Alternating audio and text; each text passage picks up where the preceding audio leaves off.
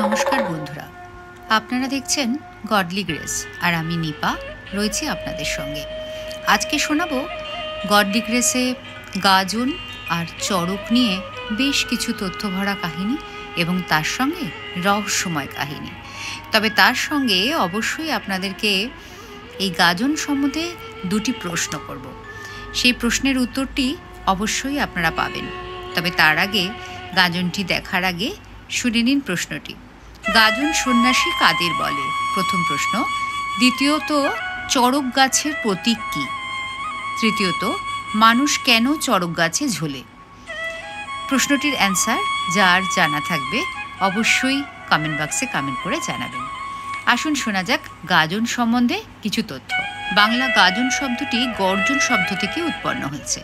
এই উৎসবে অংশগ্রহণকারী সন্ন্যাসীরা প্রচণ্ড গর্জন করেন বলে উৎসবের এইরূপ নামকরণ করা হয়েছে। আবার অন্য মতে গাঁ শব্দের অর্থ গ্রাম এবং জন শব্দের অর্থ জনসাধারণ। গ্রামীণ জনসাধারণের উৎসব হওয়ায় এই উৎসবের এইরূপ নামকরণ হয়। গাজন শব্দের অর্থই হলো আনন্দ। এই উৎসব প্রধানত শিবের আরাধনায় উৎসর্গীকৃত। তবে এই উৎসবের শিকড় প্রাচীন তান্ত্রিক ও লোকাচারের সঙ্গেও গভীরভাবে জড়িত। অনেকে বলেন গাজন উৎসবের মাধ্যমে কৃষিজীবীরা দেবতার কাছে প্রার্থনা করতেন যাতে শস্য ভালো হয়। আবার কেউ মনে করেন এটি নববর্ষের আগমনী বার্তা বহন করে। গাজন উৎসবের প্রধান আকর্ষণ হল সন্ন্যাসীদের কঠোর তপস্যা। তারা নিজের শরীরকে কষ্ট দিয়ে শিবের কৃপা কামনা করেন।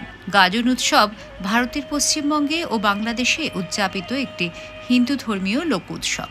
এই উৎসব শিব, নীল, মনসা ও ধর্ম ঠাকুরের পূজাকেন্দ্রিক উৎসব। মালদহে গাজনের নাম গম্ভীরা এবং জলপাইগুড়িতে গমিরা। চৈত্র মাসের শেষ সপ্তাহ জুড়ে সন্ন্যাসী বা ভক্তদের মাধ্যমে শিবের গাজন অনুষ্ঠিত হয়। চৈত্র সংক্রান্তিতে চড়ক পূজার সঙ্গে এই উৎসবের সমাপ্তি ঘটে। ধর্মের গাজন সাধারণত বৈশাখ, জ্যৈষ্ঠ ও আষাঢ় মাসে পালিত হয়। চৈত্র মাস ছাড়া বছরের অন্য সময় শিবের গাজন অনুষ্ঠিত হলে তাকে হুজুগে গাজন বলা হয়। গাজন সাধারণত 3 দিন ধরে চলে। এই উৎসবের একটি অবিচ্ছেদ্য অঙ্গ হল মেলা। শিবের গাজনে দুজন সন্ন্যাসী শিব ও গৌরী সেজে এবং অন্যান্যরা নন্দী, ভৃঙ্গি, ভূতপ্রেত, দৈত্যদানব প্রভৃতির সং সেজে নৃত্য করতে থাকেন। শিবের নানা লৌকিক ছড়া, আবৃত্তি ও গান করা হয়। চৈত্র সংক্রান্তির গাজনে কালী নাচ একটি উল্লেখযোগ্য অনুষ্ঠান। গাজন উৎসবে সাধারণত শৈব প্রকৃতির অংশ হলেও বর্ধমানের মন্তেশ্বর গ্রামে গাজন উৎসবে কালীর আরাধনা করা হয়। প্রায় 400 বছর ধরে এখানে এই ব্যতিক্রমী রীতি পালন হয়ে আসছে। ব্যতিক্রমী দৃষ্টান্ত হিসেবে এখানে মানুষই কালীর বেশে আরাধ্য হন। এছাড়াও কালী ঠাকুরের চেলা চামুন্ডা ও শিবের মুখোশ পরে নাচ, গান, সাধন ভজন তো হয়েই থাকে। বাংলার কৃষিজীবী সমাজে প্রকৃতির উপর নির্ভরশীলতা ছিল প্রবল। চৈত্র সংক্রান্তির সময় তারা পুরনো কষ্টকে বিদায় জানিয়ে নতুন আশার আলোতে পথ চলতে চায়। তাই শিবের কাছে তারা প্রার্থনা করে যেন বর্ষাকালে ভালো ফসল হয়, গ্রামে যেন সুখ শান্তি বজায় থাকে। গাজন কেবল ধর্মীয় উৎসব নয়, এটি মানুষের প্রাণের উৎসব, উৎসারণ, আনন্দ আর নতুন আশার উৎসব। আজও গ্রাম বাংলার গাজন উৎসব পালিত হয়। যদিও শহরের ব্যস্ততায় এই উৎসবের চেহারা বদলে গেছে, তবুও গাজনের প্রাণশক্তি অমলিন। এখনও গাজনের সুরে বাংলার মাটির গন্ধ মেলে, শিবের নাম ধ্বনিত হয় আর মানুষের হৃদয়ে জাগে নবজীবনের আশা।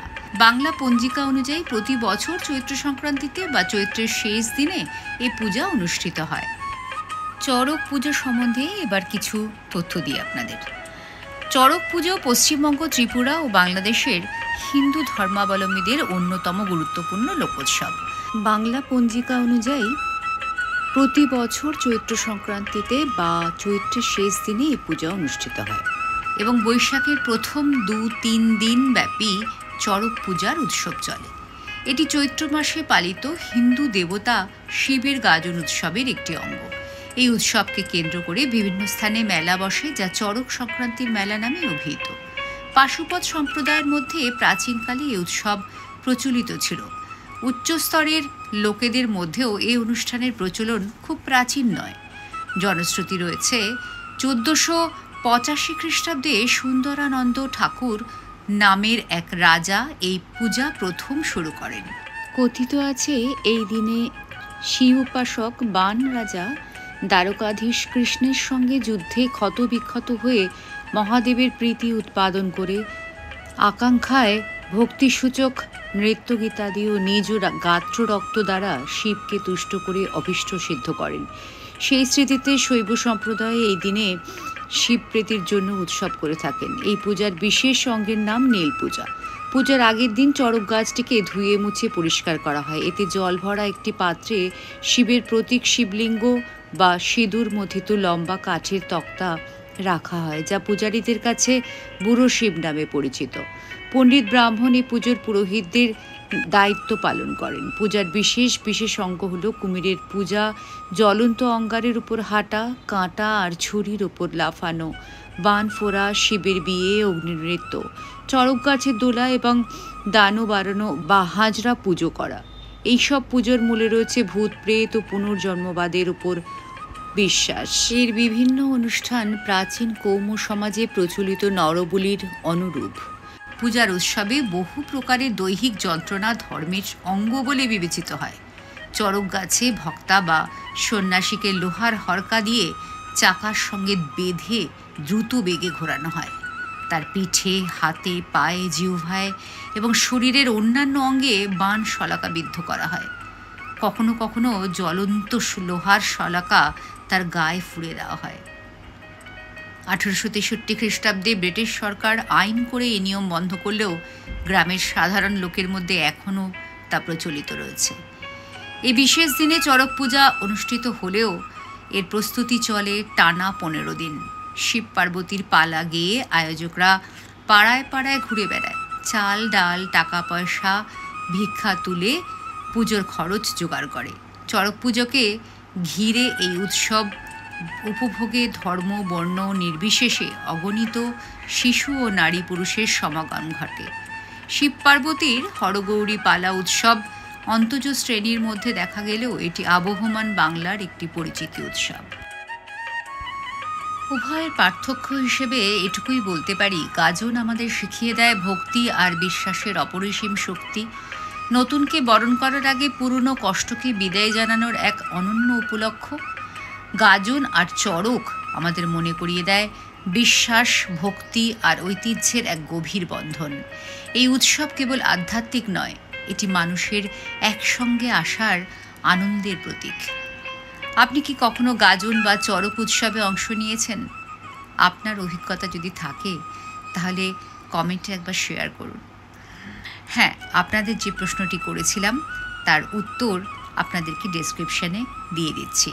আপনারা নিশ্চয়ই সেই উত্তর পেয়ে যাবেন এবং দেখে নেবেন ডেসক্রিপশন থেকে। তবে শেষে গাজনের একটি কবিতা আপনাদেরকে বলি। শাঁখের সুরে শিবের গান, চৈত্র শেষে গাজন মান, রাঙা মাটির ধুলো ভরা, ভক্তি জাগে অন্তর সরা, ঢোলের তালে নাচে প্রাণ, শিবের নামে কীর্তন গান, আকাশ জুড়ে ধূপের ধোঁয়া, শিবের আশীর্বাদ যে চায়, পাপের ভার মুছে যায়, শুদ্ধ মনে শিবকে যে চায়, আসবে নতুন দিনের রং, গাজনে বাজে সেই সুরং। ভিডিওটি ভালো লাগলে অবশ্যই একটি লাইক করবেন, শেয়ার করে দেবেন বন্ধুদের এবং নতুন যারা দেখছেন তারা অবশ্যই সাবস্ক্রাইব করে পাশে থাকা বেল আইকনটি অন করে রাখবেন, যাতে আমার সমস্ত ভিডিও আপনারা অনায়াসেই দেখতে পারেন। পরবর্তী ভিডিওতে আবার দেখা হবে নতুন কোনো ভিডিও নিয়ে। আজ তাহলে আসি, সবাই ভালো থাকুন, সুস্থ থাকুন, নমস্কার।